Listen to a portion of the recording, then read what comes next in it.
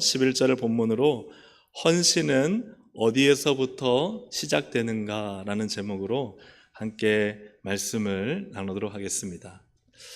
어제 잠깐 부산역에 가서 제가 한 18년 정도 알고 지내는 목사님을 잠깐 만났습니다. 이 목사님은 기독교 학교를 18년 동안 운영하신 목사님입니다.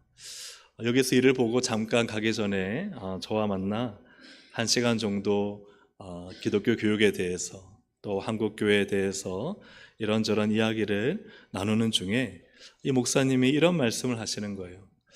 제가 은퇴할 때까지는 괜찮을 것 같아요. 그런데 제 다음 선생님들이 걱정입니다. 학령 인구가 줄어들고 교회도 줄어들어서요. 걱정하시는 것이었어요. 이러한 그 걱정과 고민은 사실 한국교회도 마찬가지입니다. 20년 뒤에 한국교회는 과연 어떨까요? 20년 뒤에 우리 교회는 과연 어떻겠습니까? 목회 데이터 연구소가 이렇게 연구를 해보니까 최근에 30대, 40대가 교회에서 많이 빠져나간다고 합니다. 근데 30, 40대는 주일학교 아이들을 자녀로 두고 있어요. 그러니 젊은 세대가 빠져나가면서 교회의 주일학교도 점차 사라지게 되는 상황이라고 합니다.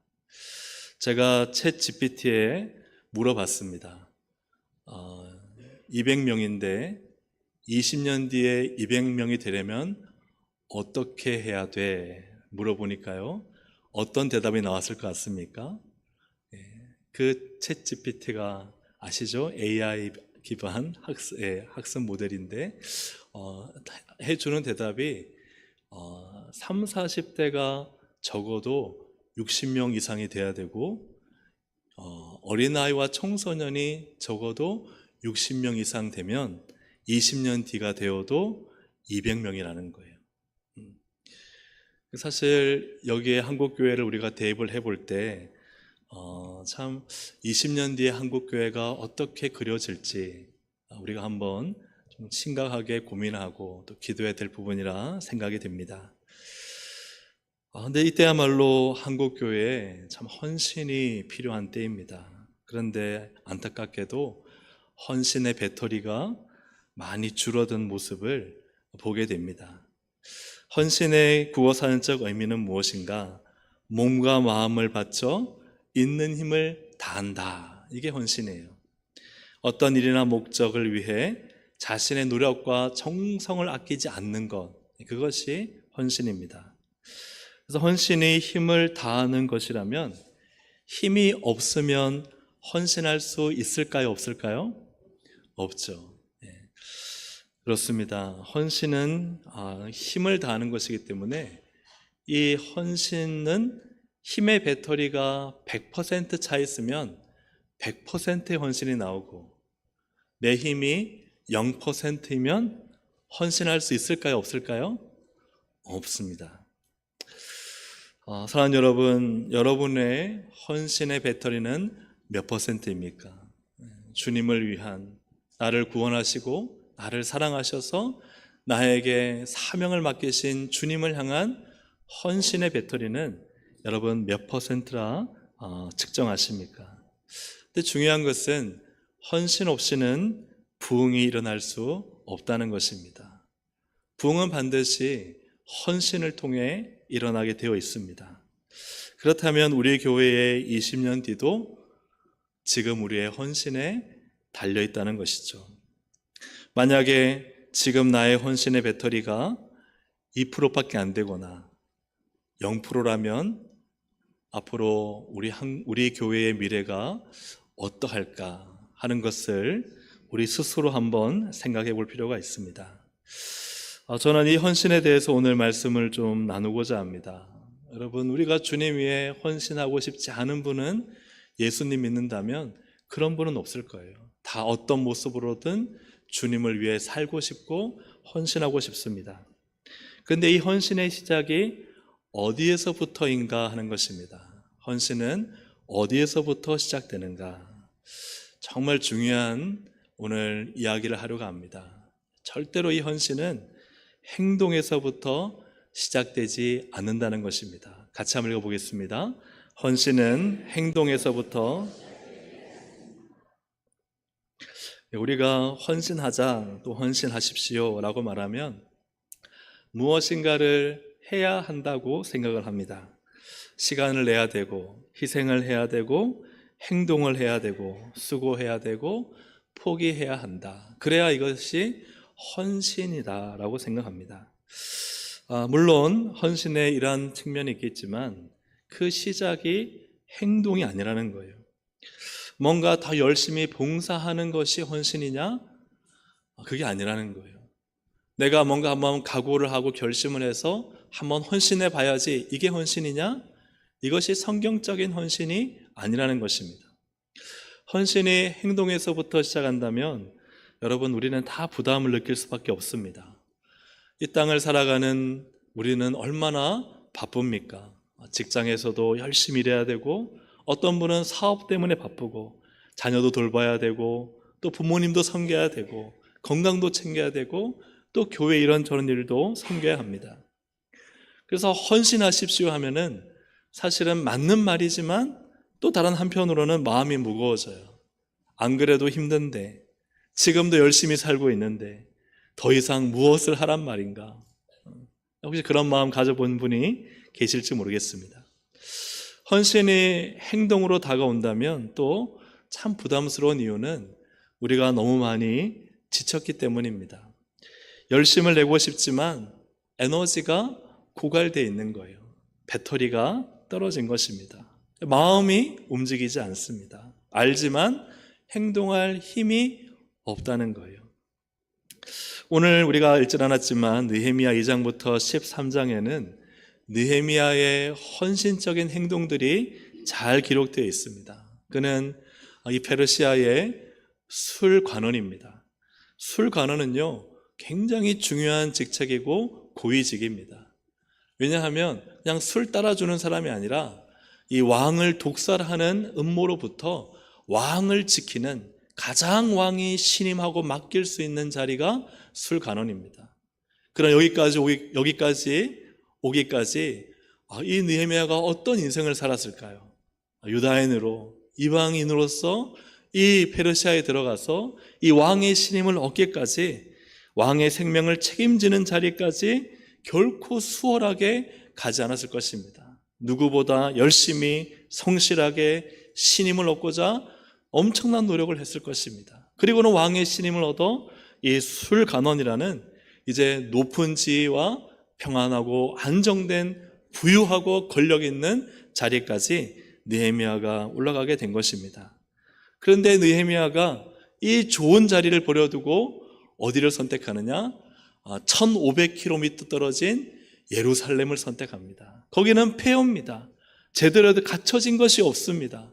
근데 거기 가서는요, 이 적들의 음해를 받으며 목숨의 위협을 받으며 성벽을 쌓는 중노동을 사람들과 함께 해가면서 또 자기의 재산을 써서 사람들을 먹이면서 12년 동안 총독의 녹을 받지 않으면서 그는 이 모든 헌신적인 행동들을 하게 됩니다. 쉽게 말하면 좋은 자리 버리고 고생길을 선택한 것입니다. 하나님의 은혜로 52일 만에 성벽이 재건되었습니다. 놀라운 이 하나님의 은혜는 헌신 없이는 되지 않았다는 것이죠. 그런데 정말 중요한 것이 있습니다.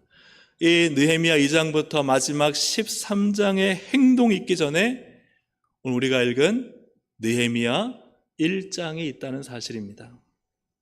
이것이 오늘 헌신이 어디에서부터 시작되는가를 우리에게 잘 보여주고 있습니다. 사랑하는 우리 동성애 성도 여러분, 헌신은 행동에서 시작되지 않습니다. 그럼 헌신은 어디에서부터 시작될까?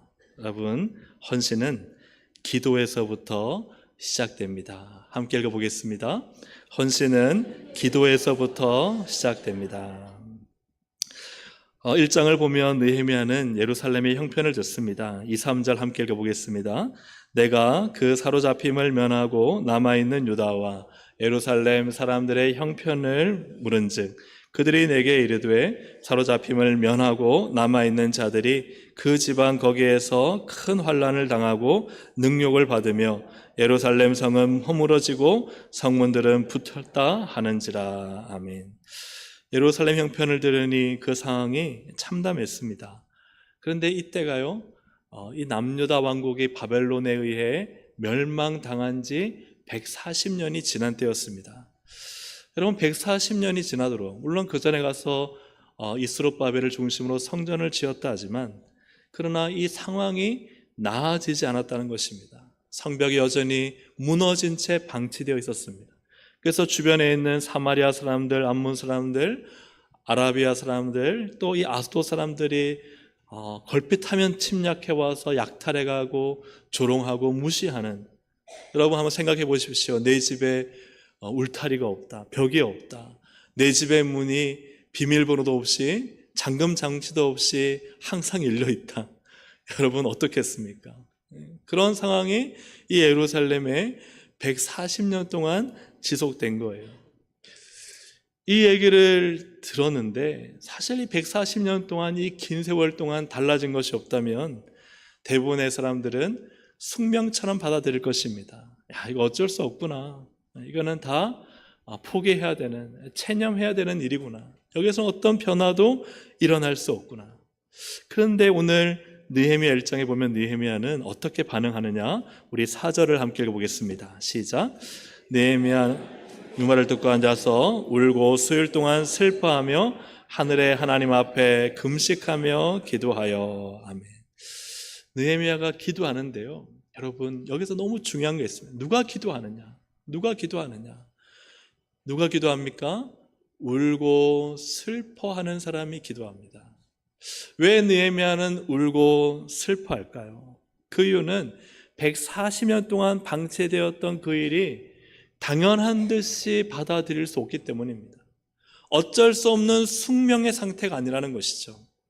그냥 체념하고 포기해야 될, 그냥 어쩔 수 없이 예루살렘 성벽은 재건할 수 없고 성문, 그 불탄 성문은 다시 만들 수 없어라고 체념하고 포기하는 사람은 기도하지 않습니다. 그러나 그것이 아니라고 생각하고 그렇게 되지 않아야 된다고 믿는 사람은 그 마음 안에 울고 슬퍼하며 그 마음을 가지고 하나님께 기도한다는 것이죠. 누가 기도합니까?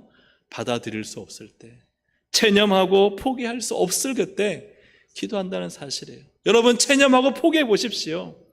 마음에요, 어떤 울림도 없고 감동도 없고 간절함도 없습니다. 그분은 기도할 수가 없어요. 누가 기도합니까?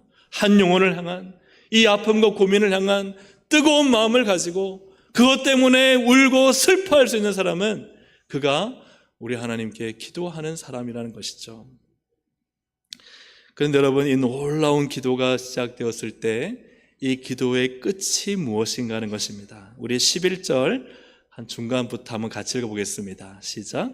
오늘 종이 형통하여 이 사람들 앞에서 은혜를 입게 하옵소서 하였나니 그때에 내가 왕의 술관원이 되었느니라. 아멘. 이 중간 부분의 기도를 우리가 나중에 살펴보겠지만 이 기도의 결론을 보면 오늘 종이 형통하여 이 사람들 앞에서 은혜를 얻게 하옵소서라는 것은 어떤 의미냐 하면 내가 예루살렘에 가겠습니다라는 헌신입니다. 하나님, 제가 예루살렘에 갈 테니까 이 주위 사람들로부터 은혜 입어 형통케 잘 갈 수 있도록 상황과 환경과 여건을 만들어 주십시오. 왜냐하면 왕의 술관원이기 때문에 왕의 허락이 있어야 됩니다. 1500km라는 엄청난 대장정이기 때문에 가는 곳마다 통행증을 가지고 가야 되고 또 이 건축을 위해 많은 물자와 사람들을 데리고 가야 되기 때문에 이 모든 것이 형통하게 해달라는 기도로서 느헤미야의 기도가 마치게 됩니다. 마지막에 하나님 앞에 자신이 헌신하겠다는 기도를 하나님께 드립니다.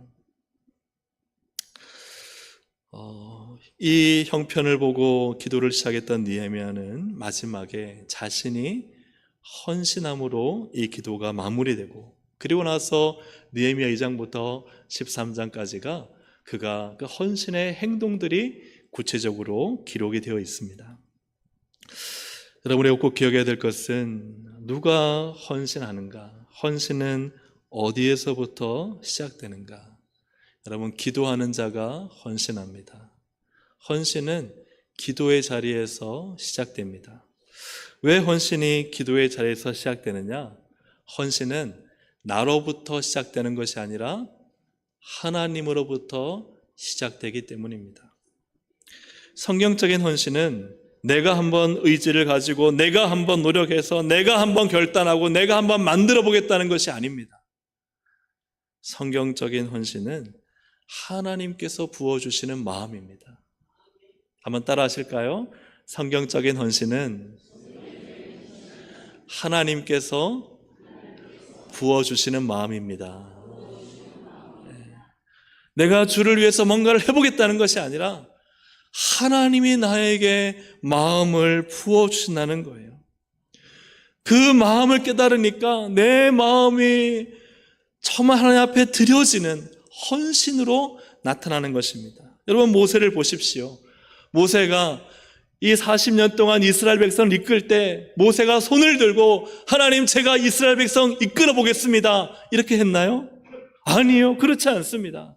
하나님께서 이 가시떨기 불꽃 가운데 나타나셔서 모세를 부르셨습니다. 모세를 하나님이 사용하셨습니다. 그 마음을 움직이셨습니다. 그래서 모세가 하나님의 집에 충성스러운 사원으로 헌신하게 된 것입니다. 모세로부터 시작한 것이 아니라 하나님으로부터 시작한 것입니다. 다윗을 보십시오. 하나님, 제가 이 온 이스라엘을 하나님의 나라 신정국가로 만들겠습니다. 다윗이 손들고 그렇게 왕이 되고자 했습니까? 아닙니다. 그런 마음이 없었습니다. 하나님이 사무엘 선지자를 보내 내 뜻에 맞는 사람이다 하고는 이 다윗의 머리에 기름 부으심을 통해 거기서부터 다윗의 헌신이 시작된 것입니다. 이사 역시도 누가 나를 위하여 갈고, 하나님, 제가 손을 번쩍 들고 제가 하겠습니다. 이사야가 그렇게 자기의 의지로 시작했습니까? 그렇지 않습니다. 주의 제단 숯불에서 하나님이 그 빈숯을 그의 입에 갖다 대실 때 화로다 나여 죽게 되었도다. 그는 그때 비로소 하나님을 만납니다. 하나님을 만난 그 감격과 그 은혜, 하나님의 그 마음의 울림을 가지고 누가 나를 위하여 갈고 할 때 그가 믿음으로 반응한 것이죠. 이것은 주의 제단 숯불을 그의 입술에 갖다 대시는 하나님으로부터 시작된 것입니다. 바울도 바리새인으로서 어느 순간 내가 복음을 깨닫고 내가 예수 그리스도를 위해 온 땅 끝까지 복음을 전하겠다고 스스로 손들고 시작했습니까? 그렇지 않습니다. 다메섹 도상에서 주님이 나타나셨습니다. 사울아, 사울아, 네가 어찌하여 날 이렇게 핍박하느냐. 그때 주님 만난 그 감격과 이제 너가 이방인과 온 예루살렘에 복음 사도로서 쓰임 받으실 것이라는 하나님의 그 부르심 가운데 이 바울의 헌신이 시작된 것입니다.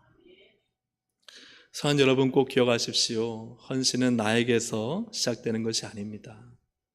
헌신은 하나님으로부터 시작되는 것입니다. 하나님에게서부터 시작되기 때문에 반드시 기도가 필요합니다. 기도의 자리에서만이 헌신이 일어날 수가 있습니다.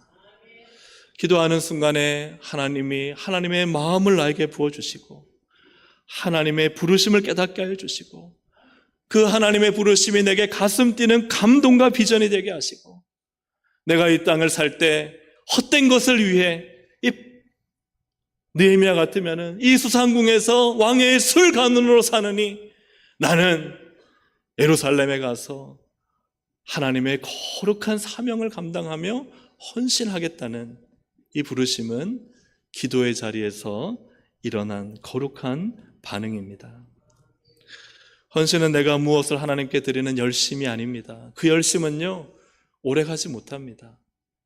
그 열심은요, 오히려 다른 사람을 상처 줄 수도 있고 스스로 좌절하고 포기하고 체념해서 오히려 스스로 무너질 수도 있습니다. 진정한 헌신은 하나님께서 내게 마음을 주실 때 순종으로 반응하는 것입니다. 그것이 헌신입니다. 근데 그 하나님의 부르심이 너무 강력하기에, 너무 그것이 귀하기에 하나님 앞에 나를 내어드리는 것입니다. 사랑하는 여러분, 내가 무엇인가를 열심히 하는 것이 헌신이라고 생각한다면 그것은 진정한 헌신이 아닙니다. 헌신은 하나님께서 내게 주시는 것입니다. 그래서 하나님께서 내게 헌신을 주시면요, 그것이 아무리 힘들어도 즐거워요. 보람이 있어요. 하나님이 내게 마음을 주셔서 기도의 자리에서 기도하기 전에는 그렇게 힘들고 어렵고 내려놓고 싶었지만, 그러나 기도의 자리에서 몸부림칠 때 하나님이 내게 말씀하십니다. 그거 내가 너에게 주었다. 내가 그거 너에게 맡겼다.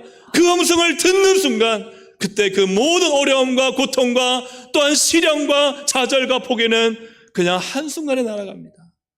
예, 주님, 저를 통해 그 일 하기 원하시는군요. 저를 주님께 드리겠습니다. 주님 위해 살겠습니다. 그것이 진정한 헌신입니다. 사랑하는 여러분, 헌신은 기도의 자리에서 시작됩니다. 내가 무언가 기도 없이 행동한다면 그것은 헌신이 아닐 수 있습니다. 오늘 기도의 자리에서 하나님이 내게 주시는 마음, 하나님이 내게 주시는 감동, 하나님이 내게 주시는 사명을 붙들고 그것으로 사는 것이 헌신입니다. 그것으로 행동하는 것이 헌신입니다. 여러분, 인간으로부터, 나로부터 시작되는 헌신이 아니라 하나님으로부터 시작되는 헌신이 우리 모든 동성애 권속들에게 있기를 주님의 이름으로 축복합니다. 그 헌신은 기도에서부터 시작됩니다.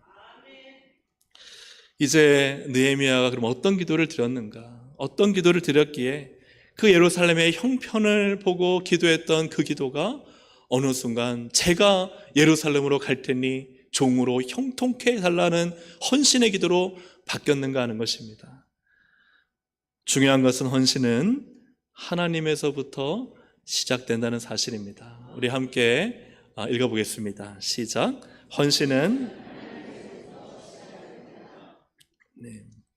여러분, 헌신은 결코 사람으로부터 시작되지 않습니다. 하나님에서부터 시작돼요. 느헤미야의 기도의 첫 번째 보면 그는요, 누구 앞에 있느냐? 하나님 앞에 있습니다. 4, 5절을 함께 읽어보겠습니다. 내가 이 말을 듣고 앉아서 울고 수일 동안 슬퍼하며 하늘의 하나님 앞에 금식하며 기도하며 이르되, 하늘의 하나님 여호와, 크고 두려우신 하나님이여, 주를 사랑하고 주의 계명을 지키는 자에게 언약을 지키시며 긍휼을 베푸시는 주여 간구하나이다. 아멘. 느헤미야는 하늘의 하나님 앞에 있습니다. 기도는 하나님 앞에 있는 것입니다. 하늘의 하나님은 크고 두려운 하나님이시지만 그러나 긍휼을 베푸시는 하나님이십니다. 우리가 하나님 앞에 있을 때 우리는 하나님께로부터 하나님의 말씀을 들을 수 있고 하나님의 마음을 알 수 있는 것이죠. 느헤미야의 기도의 두 번째는 바로 회개입니다. 이 회개는 하나님께로 향하는 것입니다. 6절과 7절을 함께 읽어보겠습니다. 우리 이스라엘 자손이 주께 범죄한 죄들을 자복하오니 주는 귀를 기울이시며 눈을 여시사 종의 기도를 들으시옵소서. 나와 내 아버지의 집이 범죄하여 주를 향하여 크게 악을 행하여 주께서 주의 종 모세에게 명령하신 계명과 율례와 규례를 지키지 아니하였나이다. 아멘. 느헤미야는 하나님 앞에 회개합니다. 왜 회개하느냐? 그 회개가 매우 강력한 기도이기 때문에 그렇습니다. 왜 회개가 매우 강력한 기도인가? 회개는요, 하나님과 나 사이에 죄로 막힌 담을 때려 부수는 가장 강력한 무기입니다. 하나님과 나 사이에는 죄가 가로막고 있습니다. 우리의 죄가 하나님의 뜻을 할 수 없습니다. 우리 안에 있는 욕심과 탐욕과 세상을 향한 사랑은 결코 하나님의 뜻과 마음과 계획을 알 수 없습니다. 알 수 없으니 헌신할 수 없는 것이죠. 그러나 회개할 때 그 모든 죄는 다 사라져버리고 하나님과 나 사이에 친밀한 교제가 이루어지고 하나님 앞에 서게 됩니다. 사랑하는 여러분, 우리가 회개 기도할 때 하나님과 가까워집니다. 우리의 죄를 하나하나 부끄럽지만 다 내려놓으면 우리는 느낍니다. 점차 하나님과 가까워지고 하나님이 내 안에 계신 것을 알게 됩니다. 느헤미야의 기도의 세 번째는 이제 하나님의 뜻을 깨닫게 되는 것입니다. 하나님 앞에 서서 회개하여 하나님과 가까워지자 그때 하나님의 뜻이 보여집니다. 우리 9절과 10절을 함께 보겠습니다. 너희 쫓긴 자가 하늘 끝에 있을지라도 내가 거기서부터 그들을 모아 내 이름을 두려고 택한 곳에 돌아오게 하리라 하신 말씀을 이제 정하건대 기억하옵소서. 이들은 주께서 일찍이 큰 권능과 강한 손으로 구속하신 주의 종들이요 주의 백성이니이다. 이 페르시아에서 술 간원까지 올라가기까지 아마 당연히 태어난 것도 거기고요. 모든 문화와 삶 익숙한 곳은 페르시아, 심지어는 지금 살고 있는 수상궁입니다. 수상궁의 사람들이 내 백성 같고 수상궁이 내가 살아야 할 영원한 보금자리인 것이 태어나면서부터 살아왔기 때문에, 태어나면서부터 만나왔기 때문에 여러분 너무 당연하지 않겠습니까? 그런데 느헤미야가 기도를 하면서 무엇을 깨닫느냐? 그들을 모아 내 이름을 주려고, 즉 하나님의 흩어진 백성들을, 즉 바벨론에 의해 흩어진 유다 백성들을 다 모아서 택한 곳 예루살렘으로 돌아오게 하는 것이 하나님의 뜻이구나. 그리고 주께서 일찍이 큰 권능과 강한 손으로 구속한 사람들이 누구입니까? 자기의 동족 이스라엘 백성들이잖아요. 바로 이들이 주의 종들이요 주의 백성이구나. 하나님이 어디에 관심을 갖고 있느냐? 자기가 있는 이 페르시아의 수상궁이 아니라 하나님의 관심과 하나님의 계획은 어디에 있어요? 예루살렘 하나님의 백성들에게 있는 거예요. 그런데 그들의 형편이 좋지 않다는 걸 들었잖아요. 성벽이 무너지고 성문은 불타 없어지고 노략질을 당하고 어려움을 당하는 형편을 들었잖아요. 그때 느헤미야는 깨달았습니다. 내가 수상궁에서 이 높은 자리까지 올라와 이제 평안히 마지막을 마치는 것이 하나님의 뜻이 아니구나. 하나님의 뜻은 여기 페르시아가 아니라 바로 예루살렘, 주의 백성들을 모으시는 그곳에 하나님의 뜻이 있구나. 그리고 하나님은 내가 그 일을 하기를 원하시는구나. 수상궁에서 술 관원으로 사는 것보다 그 폐허가 된 예루살렘에서 하나님의 뜻을 이루는 사람으로 살겠다. 여러분, 수상궁을 버린다는 것이 인간적으로는 얼마나 어리석습니까? 그런데 그것을 버릴 수 있는 것은 무엇입니까? 기도의 자리에서 하나님을 만났기 때문입니다. 왜 기도 중에 하나님께 헌신하게 될까? 정말 일상의 창조주요, 우리의 인생의 영원한 근본이신 하나님을 내가 만날 때 사람은 그때서야 비로소 무엇이 옳은 인생이고 어떤 인생이 가치 있는지를 발견하게 되는 것입니다. 바로 그 자리가 기도의 자리인 줄로 믿습니다. 기도할 때 우리는 하나님 앞에 서 있게 됩니다.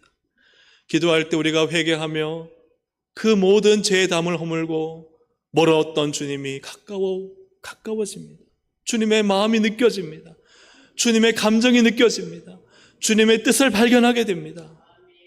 그래서 그 뜻에 내 인생을 드리고 싶어집니다. 그것이 헌신입니다. 이사 6장 8절 우리 함께 읽어보겠습니다. 이사 6장 8절 시작.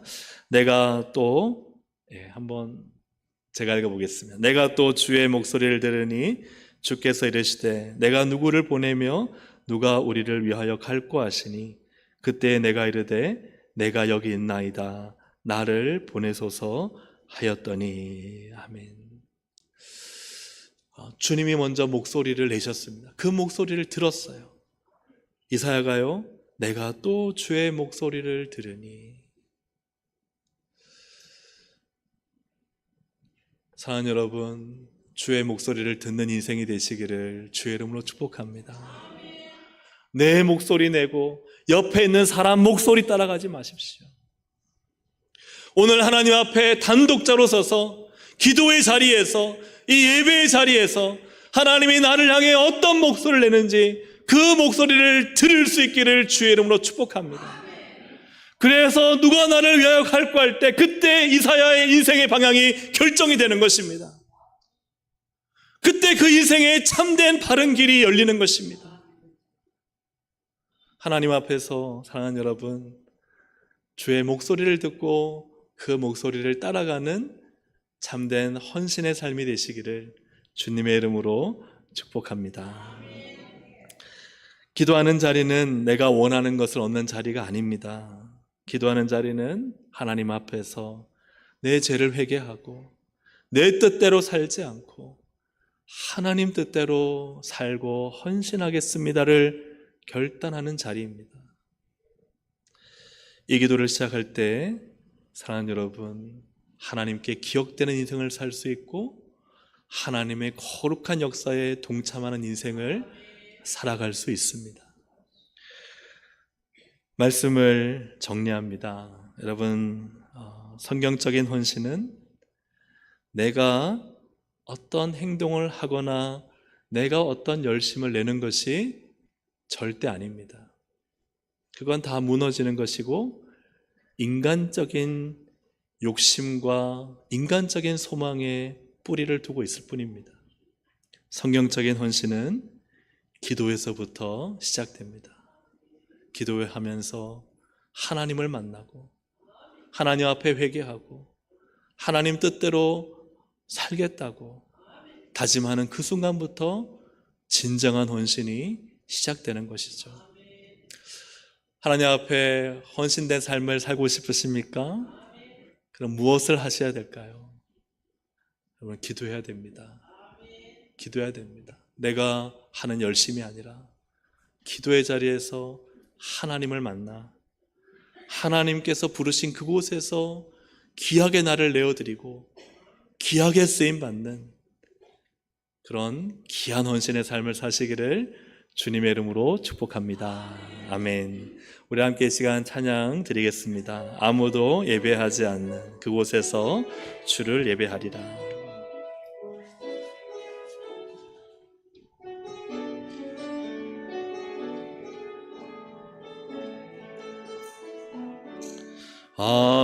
아무도 예배하지 않는 그곳에서 주를 예배하리라. 아무도 찬양하지 않는 그곳에서 나 주를 찬양하리라. 누구도 헌신하지 않는 그곳에서 주께 헌신하리라.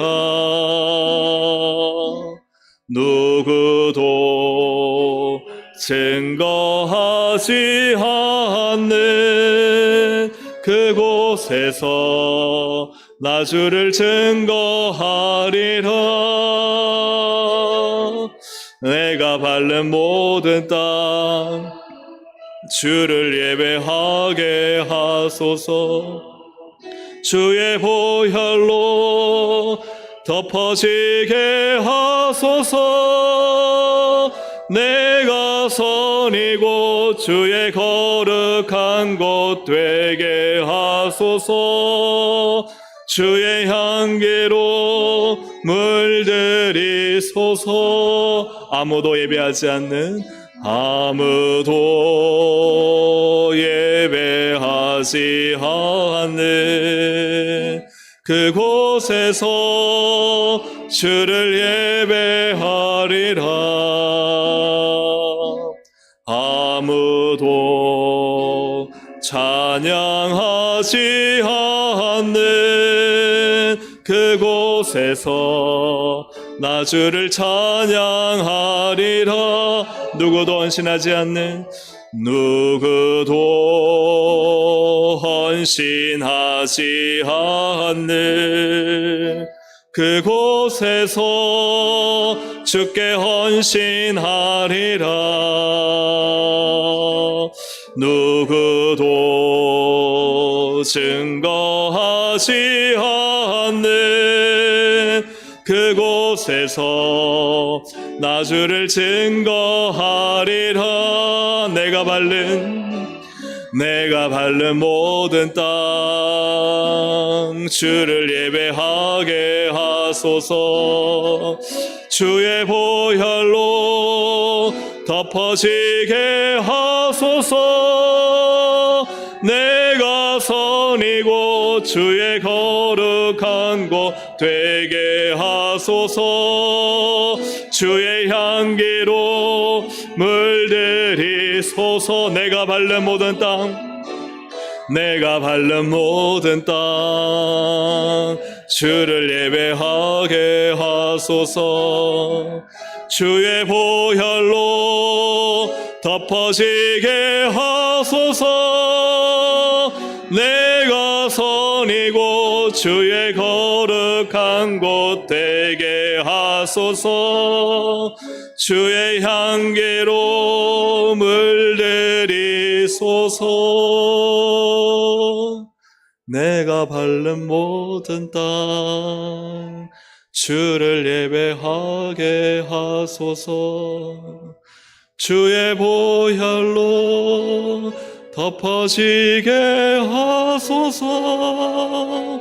내가 선이고 주의 거룩한 곳 되게 하소서. 주의 향기로 물들이소서. 여러분, 헌신은 하나님으로부터 시작되는 것입니다. 그걸 시작하게 할 수 있는 힘은 기도에 있는 것입니다. 그래서 우리가 기도는 하나님 마음을 알게 되고 부어지니까요, 하나님이 살고 싶어집니다. 왜 내가 맡은 일들이 어느 순간 힘을 잃고 그만두고 싶고 좌절하고 체념하고 안 되는 게 당연한 것처럼 느껴지는가? 그것은 사실 기도의 자리를 잃었기 때문일 수 있습니다. 오늘과 함께 기도하실 때 하나님, 참 우리가 주님을 위해 헌신하고자 한다면 다시 기도의 자리가 시작될 수 있도록 여러분 기도하면 좋겠습니다. 하나님으로부터 시작하는 거예요. 하나님으로부터 다시 하나님의 마음을 가지고 하나님 나에게 주신 이 삶과 또 사명과 직분을 가지고 정말 주님이 가치 있고 복된 인생을 향해, 헌신된 인생을 향해 나갈 수 있도록 하는 기도에서부터 시작하게 하여 주시옵소서. 우리 함께 이 시간 정말 온전한 헌신, 기도에서부터 시작할 수 있도록 우리 주여 한번 부르고 결심하며 결단하며 기도하시겠습니다. 주여, 하나님 은혜 감사합니다. 하나님, 우리가 참으로 할 수 있는 힘이 나에게 있지 않습니다. 나는 얼마나 연약한지, 하다가 얼마나 그만두고 싶은지, 힘이 빠져 쓰러지고 넘어지는지 하나님, 우리는 너무나 우리 자신의 연약함을 잘 알고 있습니다. 하나님, 오직 헌신은 기도에서부터 시작됨을 고백합니다. 하나님 앞에 나를 내어드릴 수 있는 것은 내 힘과 의지와 노력이 아니라 하나님이 하늘의 은혜를 부어주시고 하나님의 마음을 알려주시고 하나님의 뜻을 깨닫게 하여 주시고 하나님 할 수 있는 힘을 하나님이 주셨기 때문에 우리는 하나님 앞에 하나님 헌신으로 나갈 수 있습니다. 하나님이 헌신케 하셨습니다. 하나님 아버지, 오늘도 하늘로부터 내려지는 하나님의 은혜와 힘과 뜻과 능력을 한없이 부어주셔서 하나님, 나는 알 수 없사오나 오직 하나님이 하시는 놀라운 복되고 아름답고 귀하고 가치 있는 삶을 살아갈 수 있도록 인도하여 주시기를 원합니다. 기도의 자리에서부터 시작됩니다. 하나님, 기도의 자리에서 하나님 앞에 하나님 기도하고 부르짖고 하나님 나를 사용해 주시기를, 하나님의 뜻을 이루기를 주님 기도하고 부르짖어 기도할 때 하나님은 우리를 사용하십니다. 하나님, 놀라운 헌신이 우리 교회 가득가득이 세워지게 하여 주시옵소서. 하나님, 헌신하려고 하지만 힘이 없어서 하나님 쓰러지고 넘어지는 것이 아니라 날마다 기도의 자리에서 하나님 주시는 힘과 은혜를 공급받아 능히 잘 감당하고 하나님 계속 쓰임받고 하나님의 영광을 드러내고 우리 교회의 20년 뒤, 30년 뒤, 50년 뒤를 준비해가는 헌신된 그리스도인들이, 성도들이 가득하도록 성령님 역사하시고 은혜 베풀어 주시옵소서. 기도에서부터 시작되게 하여 주셔서 하나님 헌신이 모든 기도마다 일어나게 하여 주시고 이 기도와 이 기도의 헌신이 아름다운 열매들로 풍성히 맺어질 수 있도록 하나님 은혜 더하여 주시옵소서. 하나님, 내가 하려고 하면 다 실패하고 다 인간의 쓴뿌리가 드러나고 또 하다가 포기하고 할 힘도 없고 일어설 수 없는 것이 인간으로부터 시작된 헌신입니다.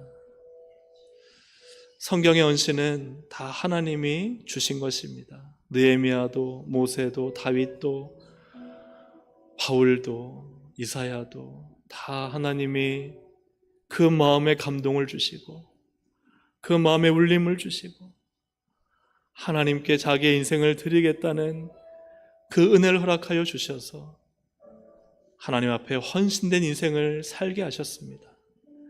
그 헌신은 바로 느헤미야를 통해 기도의 자리에 있음을 발견하게 됩니다. 하나님, 기도의 자리에서 다시 헌신의 힘을 얻게 하여 주옵소서.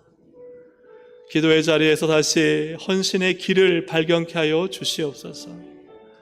기도의 자리에서 지난 나의 아픔과 좌절과 상처와 넘어짐과 예루살렘 성벽처럼 완전히 폐허되고 무너진 가운데서도 다시 느헤미야를 기도 가운데 일으켜서 사용하셨던 것처럼 하나님, 기도 가운데 나를 일으켜 사용하여 주시고 다시 하나님 나라와 우리의 동성교회와 하나님의 큰 일을 위해 나를 들어 헌신된 자로 사용하여 주시옵소서.